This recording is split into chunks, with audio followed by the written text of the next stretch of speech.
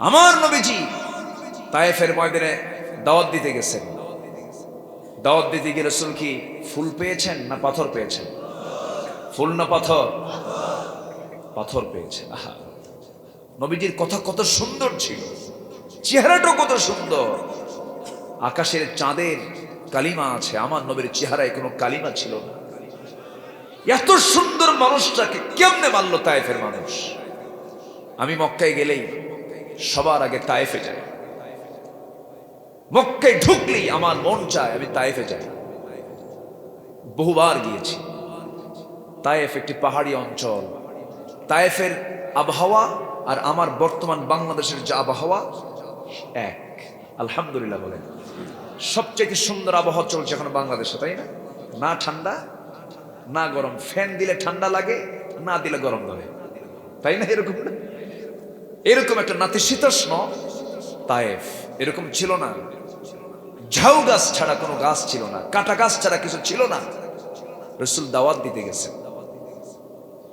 নবীজির দাওয়াত তাদের পছন্দ হলো না। রাসূল কি তারা না চিনতে পেরে সেই তায়েফের কিছু বুড়া মুরব্বীরা ইসলামের বিরোধিতা করেছে। যুবকরা বেশি না বুড়ারা বেশি? বুড়া চাচা আবার মন খারাপ করে, আপনি আবার এরকম রাগ করতেছেন কেন? আমার নবীজির সঙ্গে বিরোধিতা করেছে আবু জাহেল চাচার কাতারে, আবু লাহাব চাচার কাতারে, অধিকাংশ বিরোধিতা করে থাকে। কিন্তু মুরব্বীরা দেখবেন আজকের মাহফিল গুলো যুবকরা ঠিকই করতে চায়, কিন্তু বুড়া মানুষ বাধা দেয় বেশি, ঠিক কিনা বলেন? যুবকদের মধ্যে একটা আলাদা চেতনা কাজ করে। মুরব্বী আবার মন খারাপ করবেন না। আবার আমির হামজা আবার চাচাই ছিলেন, তিনি বুড়া হওয়ার পরও তিনি নবীর হাতে বায়াত নিয়ে ইসলাম কবুলও করেছেন। বুড়াদেরও দাম ইসলামে আছে না নাই? কোন বুড়া মানুষ যদি দাঁত পড়া অবস্থায়, চুল দাড়ি পাকা অবস্থায় যখন আল্লাহর কাছে কান্দে আর বলে আল্লাহ তুমি আমারে মাফ করে দাও, কথাগুলো বোঝা যায় না। আল্লাহ বলেন ও বুড়া, তোর দাঁত পড়ে গেছে, চুলগুলো সাদা হয়ে গেছে, অস্পষ্ট করে আমার কাছে চাচ্ছিস, বান্দা যা, আমি তোকে না মাফ করলে কেমন হয়, আমি তোকে মাফ করে দিলাম। বুড়োদের দামও আছে, কিন্তু যুবকদের দাম কোন অংশে কম নয়। আমার নবীজি তায়েফের ময়দানে গেলেন, বুড়ো নেতারা সব নবীর পিছনে উচ্ছৃঙ্খল কিছু যুবকদেরকে লেলিয়ে দিল। আমার নবীজি একাকী পড়ে গেলেন। হাতের মধ্যে চিকন সাইজের চোকা চোকা কিছু পাথর এক জায়গায় জমা করে সবাই বৃষ্টির মতো মারা শুরু করে দিল নবীজির দেহ বরাবর। মাথার রক্তগুলো, গায়ে রক্তগুলো গড়ে গড়ে গোটা দেহ দিয়া পায়ের তলায় গিয়ে জমাট বেঁধে গেল। রাসূলের জুতার তলার সঙ্গে পায়ের তলার জমাট বেঁধে গেছে। আমার নবীজি জমিনে মুখ থুবড়ে পড়ে গেলেন, জমিন থেকে আর উঠতে পারছেন না, শরীর থেকে প্রচুর রক্তক্ষরণ হচ্ছে। নবীজি বেহুশ হয়ে যখন পড়ে রইলেন, উচ্ছৃঙ্খল যুবকদের ধারণা বুঝি মুহাম্মদ বিন আব্দুল্লাহ মারা গেছে। হাত দিয়ে সে নড়াচড়া করে, নড়াচড়া নাই, ভেবে নিয়েছে তারা বুঝি মুহাম্মদ বিন আব্দুল্লাহ মারা গেছে, সব থুয়ে চলে গেছে। কিছুক্ষণ পর আমার নবীজির সেন্সটা ফিরে আসলো। নবীজি জায়গা পেয়ে গেলেন। নবীজি জায়গা পাওয়ার সঙ্গে সঙ্গে এদিক সেদিক তাকালেন, দেখলেন কেউ নাই। নবীজি সেখান থেকে ওঠার চেষ্টা করছিলেন, এমন সময় জিবরিল আমিন এসে বলছেন ইয়া রাসূলুল্লাহ, ইয়া হাবিবাল্লাহ, ইয়া রাসূলুল্লাহ, ফেরেশতারা অস্থির হয়ে গেছে, আল্লাহ তাআলা আমাকে পাঠিয়েছেন আপনার সেবার জন্য, আপনার সাহায্যের জন্য। তায়েফের মানুষ আপনাকে এত অত্যাচার করলো, আপনি শুধু অর্ডার দেবেন তায়েফের দুই পাহাড় দিয়া তায়েফবাসীকে একদম চুরমার করে দেব। রাসূল বললেন ভাই জিবরাইল, মুসার মতো দোয়া করব না, নূহের মতো দোয়া করব না, আমি ওদের জন্য এমন দোয়া করতে চাই না। ও জিবরাইল, তারা তো বোঝে নাই, আমি তাদের সমস্ত অপরাধকামী ব্যক্তি মুহাম্মদ তাদেরকে মাফ করে দিলাম। জোরে বলুন সুবহানাল্লাহ, আর জোরে বলুন সুবহানাল্লাহ। আমার বন্ধুগণ, এই কথা বলা মাত্রই আমার নবীজি সেই জায়গা থেকে একটা উঠে দৌড় মারলেন।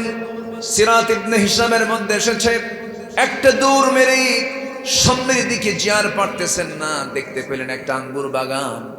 আঙ্গুর বাগানের মধ্যে ঢুকে গেলেন, মাথা চক্কর মেরে তিনি আবার পড়ে গেলেন। পড়ে যাওয়ার সঙ্গে সঙ্গে ওই বাগানের একজন কেয়ারটেকার ছিল, যুবক। নবীকে দেখি দৌড় মেরে চলে আসলো। রসুলকে দেখা মাত্রই বলতেছে, এত সুন্দর চেহারার মানুষ তো জীবনে দেখি নাই, কিন্তু এত রক্তক্ষরণ লোক তো বাঁচবে না। আঙ্গুর বাগান থেকে কয়েক থোকা আঙ্গুর পেরে নিয়ে হাতের মধ্যে চিপে চিপে একটা গ্লাস আঙ্গুরের রস দিয়ে ভরায় ফেললো।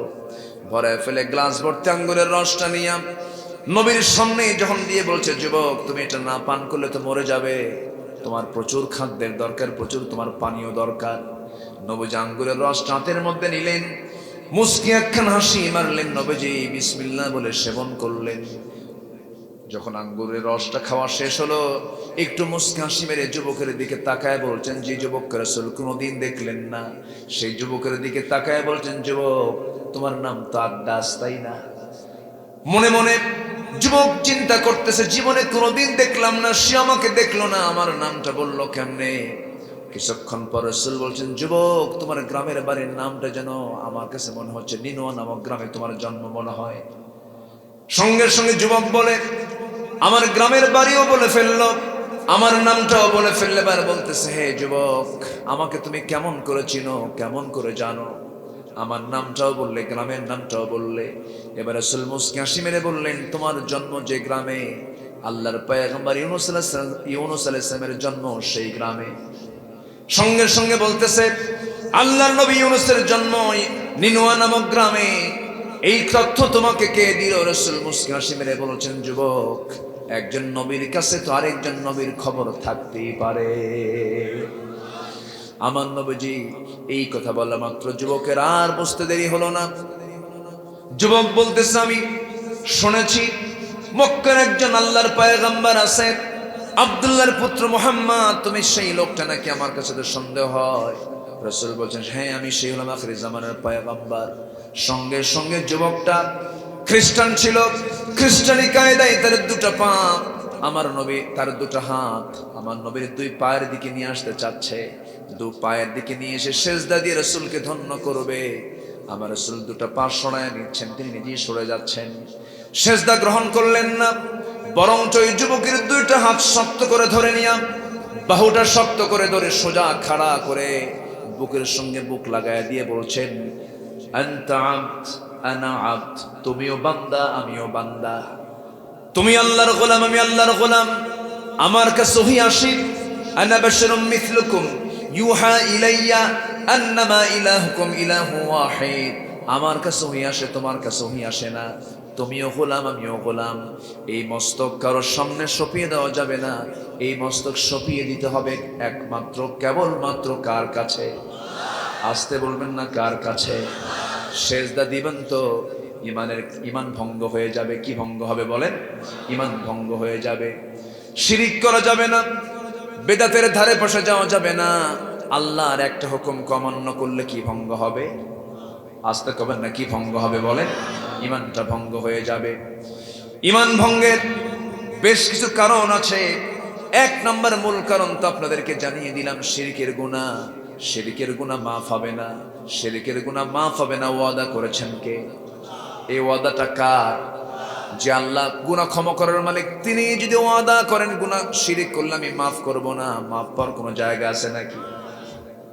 আল্লাহ তাআলা বলছেন, আল্লাহ তাআলা বলছেন, وَمَن يُشْرِكْ بِاللَّهِ فَقَدْ حَرَّمَ اللَّهُ عَلَيْهِ الْجَنَّةَ। যে ব্যক্তি শিরিক করবে, আল্লাহর জান্নাত তার জন্য হারাম হবে। কি হবে? তার জন্য জান্নাতের কোনো বৈধতা থাকবে না, জাহান্নাম তার ঠিকানা হয়ে যাবে। এই জন্য আল্লাহ তাআলা বলছেন, বান্দারে শিরিক করো না। তোমার কত বড় গুনাহ হয়েছে, তোমার গুনাহ আনালাস সামা, আকাশ ছেয়ে গেছে, তোমার গুনাহ জমিন বিছিয়ে গেছে, জমিন ছড়িয়ে পড়েছে, কোনো সমস্যা নাই। আল্লাহ তুশরিক বি শাইআন, তুমি আমার কাছে শিরিক মুক্ত হয়ে আসো, আমি তোমাকে মাফ করে দেব। জোরে বলি সুবহানাল্লাহ। তাহলে ঈমান ভঙ্গের এক নম্বর কারণ কি? কি করা বলেন? শিরিক করা।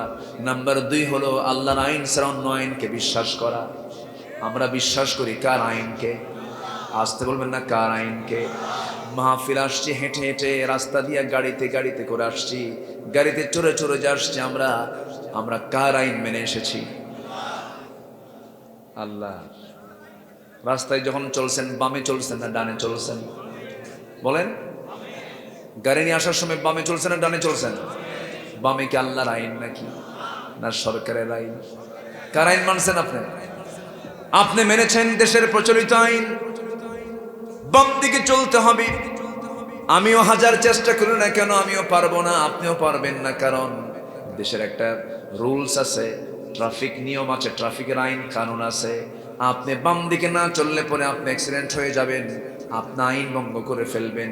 কিন্তু আল্লাহ বলছেন তোমরা যখন চলবে বামে চলো না ডানে চলো, বামে চলো না ডানে চলো। আসেন দোয়া করে দিই নাকি? এই যে লোকগুলো যে ওঠে,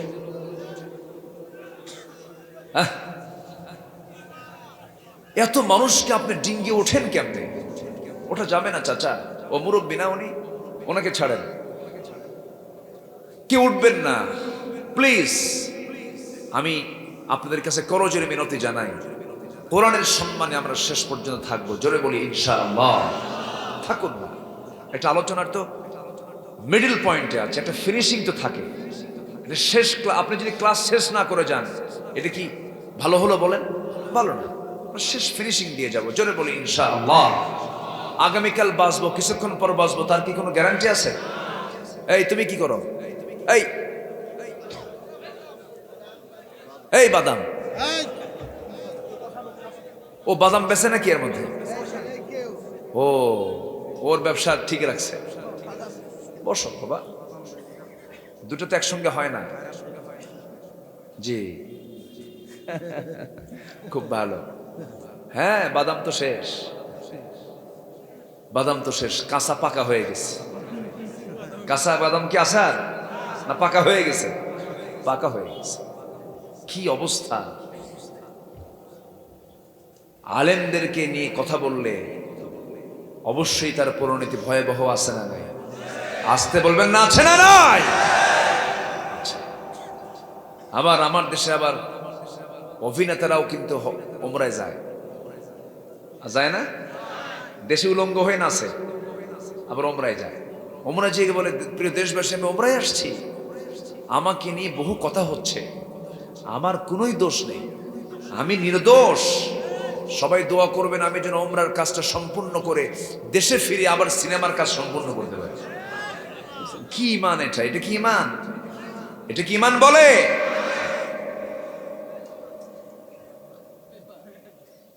আমার বন্ধুগণ, তাহলে আল্লাহর পক্ষ থেকে কয়টা পুরস্কার বলেন? একটা হলো ক্ষমা, আরেকটা হলো জান্নাত। সবাই কি জান্নাত পেতে চান? জান্নাত কোথায় বলেন? কত পড়ে বলেন? আমরা কার বাসিন্দা হতে চাই? আসতে বলবেন না, কার বাসিন্দা হতে চাই? সে আল্লাহর বাসিন্দা যদি হতে চাও, ক্ষমা নিতে হবে আল্লাহর পক্ষ থেকে, ক্ষমা চাইতে হবে আল্লাহর কাছে, ক্ষমা পেতে হবে আল্লাহর কাছ থেকে। আল্লাহ তোমাকে রিজকুন কারীম, সম্মানজনক তোমাকে রিজিক দিয়ে দিবেন, জান্নাত দিয়ে দিবেন। এক নম্বর হলো ঈমান আনা। ঈমান ভঙ্গের কোনো কারণ না করে, ঈমান ভঙ্গের কোনো কাজ না করে আমি আপনি যদি সলিড ঈমান নিয়ে যদি যেতে পারি, আল্লাহ তাআলা তিনি সুন্দর করে ওয়াদা করছেন। আল্লাহ তাআলা বলছেন, যারা পারেন ছোট, ইন্নাল্লাযীনা আমানু ওয়া আমিলুস সালিহাতি কানাত লাহুম জান্নাতুল ফিরদাউসি নুজুলা। জোরে বলুন আল্লাহু আকবার। ঈমান যারা আনবি, আমলে সালেহ যারা করবে, নেক আমল যারা করবে, আমি আল্লাহ তাকে 1 নাম্বার, 2 নাম্বার, 3 নাম্বার, 4 নাম্বার জান্নাত দেব না, আমি তাকে 1 নাম্বার জান্নাত দিয়ে দেব। জোরে বলেন সুবহানাল্লাহ। ঈমানটাকে ঠিক রাখতে গেলে বাধা আছে না নাই? আসতে বলবেন না, বাধা আছে না নাই? 1 নাম্বার পারিবারিক বাধা, 2 নাম্বার সামাজিক বাধা, 3 নাম্বার ধনাঢ্য শ্রেণীর বাধা, 4 নাম্বার রাষ্ট্রীয় বাধা। এই সমস্ত বাধাগুলো আমার আপনার জীবনে চলে আসবে। একজন নারীর কথা মনে হয়ে গেল আমার এই মুহূর্তে, যে নারীর দৃষ্টান্ত আল্লাহ তাআলা সূরা তাহরিমের মধ্যে দিয়েছেন। সেই নারীটার স্বামী ছিল কাফের, সেই নারী জীবনটা ছিল এমন কঠিন, শেষ মুহূর্তে তাকে শাহাদত বরণ পর্যন্ত করতে হয়েছে ইমানটাকে টিকে রাখার জন্য। তার স্বামী ছিল কাফের, এত শাস্তি তাকে দিয়েছিল, স্বামীর হাতে জীবন দিয়েছেন, কিন্তু বাতিলের কাছে তিনি মাথা নত করেন নাই। জোরে বলেন সুবহানাল্লাহ। সেই মহিয়সী নারীর নামটা কি বলেন? আসতে বলেন, কি নাম বলেন? আসিয়া। আমি আজকে শুনেছি আজকের মাহফিলে অনেক আসিয়া এসেছেন, অনেক আয়েশা এসেছেন। আমার মা আপনাকে আসিয়া বললাম এই জন্য, আপনাকে আসিয়া হতে হবে, আপনাকে আয়েশা হতে হবে, আপনাকে সুমাইয়া হতে হবে, আপনাকে খাদিজা হতে হবে, আপনাকে ভারতের কোনো নায়িকার মতো হওয়া যাবে না, উলঙ্গ কোনো চরিত্র নিয়ে আসা যাবে না, পোশাক পোশাক ভারসাম্যপূর্ণ হতে হবে। যে পোশাক পরলে পরে আপনাকে মুমিনা মনে হবে, যে পোশাক পরলে পরে আপনাকে পরিষ্কার মনে হবে, এমন পোশাক আপনাকে পরতে হবে। মা আসিয়া আলাইহিস সালাতু ওয়াস সালামের দাম তো কম ছিল না। একটা দেশের প্রধানমন্ত্রীর বউ যদি একটা দেশের প্রধানমন্ত্রীর বউ যদি, একটা মহিলা যদি কোনো প্রধানমন্ত্রীর বউ হয়, বউয়ের পাওয়ার আছে না নাই বলেন? তার নাম হয়ে যায় মিসেস প্রধানমন্ত্রী, সে হয়ে যায় ফার্স্ট লেডি। ধরেন আমেরিকার প্রেসিডেন্ট জো বাইডেন, তার বউ হলো মিসেস প্রেসিডেন্ট, ঠিক কি না? একটা দেশের প্রেসিডেন্টের বউ কিন্তু কম পাওয়ার থাকে না। ফেরাউনের স্ত্রী ছিল আসিয়া, মিসেস ফেরাউন, ইমরাত ফেরাউন। কোরআনে কিন্তু আসিয়া নাম নাই, কোরআনে কিন্তু আছে মিসেস ফেরাউন। কোরআনে কি আছে? মিসেস ফেরাউন। ফেরাউনের স্ত্রীর কথা বলা আছে, ফেরাউনের বউ ইমরাত ফেরাউন। আসিয়া আলাইহিস সালাতু ওয়াস সালাম এত বড় একটা পদে থাকার পরেও, এত বড় সম্মানজনক একটা পদে দুনিয়াতে তিনি ছিলেন। তিনি ছিলেন একজন রাষ্ট্রপতির বউ, একজন প্রধানমন্ত্রীর বউ, প্রেসিডেন্টের বউ। এত বড় সম্মানজনক পদ ছেড়ে ইমানটাকে টিকে রাখতে গিয়ে তিনি শহীদের দরজাটা তিনি পছন্দ করে নিলেন। জোরে বলি সুবহানাল্লাহ। আমার ভাইয়েরা, ইমান তো সস্তা কোনো বিষয় নয়। আসিয়া আলাইহিস সালাতু ওয়াস সালামকে যখন বলা হলো, ফেরাউন যখন বলল, আসিয়া শুনলাম তুমি যেন কি করেছো, তুমি নাকি শুনলাম তুমি নাকি মুসার দিন গ্রহণ করেছো। আসিয়া বলছেন, স্বামী গো, দাম্পত্যময় জীবন আপনার সঙ্গে কাটালাম, কোনোদিন কোনো গন্ডগোল হলো না, কোনো সমস্যা হলো না, কিন্তু আপনি আমাকে আজকে যে প্রশ্ন করেছেন, প্রশ্নটা ভুল বলেছেন। মুসার দিন বলতে কোনো দিন নাই, দিন মূলত কার? আসতে বলেন, দিন মূলত কার? আমরা কি কোনো ব্যক্তির গোলাম না, আল্লাহর গোলাম, আল্লাহর গোলাম। ফেরাউন সঙ্গে সঙ্গে বলছে, আসিয়া শোনো, আমাকে কি বোঝাচ্ছে বুঝতে পেরেছি। আসিয়া বলছেন, স্বামী গো, আমিও চাই আপনি জাহান্নাম থেকে বেঁচে জান্নাতে চলে যান, জাহান্নামে না গিয়ে আপনি জান্নাতের বাসিন্দা হয়ে যান। আপনি আমার স্বামী, আমি আপনাকেও দাওয়াত দিতে চাই। আমি সেই রবকে মানি যিনি আমারও রব, আপনারও রব, আকাশের রব, জমিনের রব। ফেরাউন বলছে, আসিয়া শোনো, যেই রব তুমি মানো না কেন, আমার এই জনপদে মিশর নামক এলাকার মধ্যে কোন আইন চলবে না, একমাত্র ফেরাউনের আইন চলবে। আনা রব্বুকুমুল আলা, সবচেয়ে বড় রব আমি ফেরাউন। এর মানে কিন্তু ফেরাউন বলে নাই আকাশ বানাইছি, বাতাস বানাইছি, গাছগাছালি বানাইছি।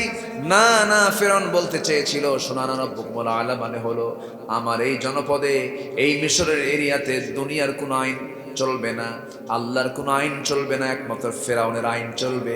এরকম এই দুনিয়াতে আজও এরকম ধরনের চেতনার কিছু লোক আছে না নাই? আসতে বলবেন না, আছে না নাই? যারা বলে আল্লাহর আইন চলবে না, রাসূলের বিধান চলবে না, যারা বলবে সব বিধান ছেড়ে দিয়ে আমার মতো করে চলবে, আমার সংবিধানে চলবে, আমি আমার ভাষায় বলছি না, কোরআনের ভাষায় বলছি, এদের ভিতর আর ফেরাউনের ভিতরের বিন্দু পরিমাণ কোনো তফাৎ নাই, ঠিক কি না? কথা ক্লিয়ার? কথা কি বোঝা যায়? আমার ভাইয়েরা, আসিয়া আলাইহিস সালাতু ওয়াস সালামকে বলা হলো, ও আসিয়া, সংসারটা নষ্ট করে দিও না, আমাদের পরিবারটাকে ধ্বংস করে দিও না।